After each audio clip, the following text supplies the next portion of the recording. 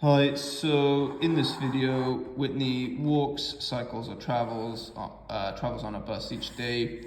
On a randomly chosen day, the probability she walks to work is 0.25, the probability she cycles is 0.45. At work, the probability that there will be a fire drill on any randomly chosen day is 0.04. How Whitney travels to work is independent of whether or not there is a fire drill. So complete the tree diagram below. The first axiom of probability is that all probabilities for any event must add to 1. So this is 25%, this is 45%, so they must add to 100% or 1, depending on which way you look at it. So you can think of it as these numbers need to add to 1, or you can think of it as 25%, 45%, making it to 100. But regardless, so 0.25 plus 0.45, that is 0.70. So therefore this must be 0.3 or 0.30, whichever you prefer.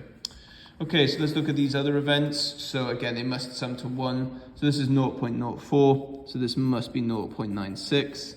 This also must be 0.96. And then because this is 0.4, this is also 0.96. Okay, so let's use this to answer the question. So on a randomly chosen day, what is the probability that Whitney walks to work and there is a fire drill? So, okay, so let's take a look at this. So we just go to that particular branch of the tree.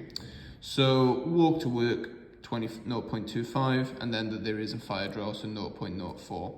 So when we have independent events, we multiply them. So for this case, it would be 0.25 times by 0.04. Okay, so 0.25 is essentially a quarter. So you can work this out any way you like, but the way I would look at this is that 0.25 is essentially a quarter. So a quarter of 0.04 is 0.01.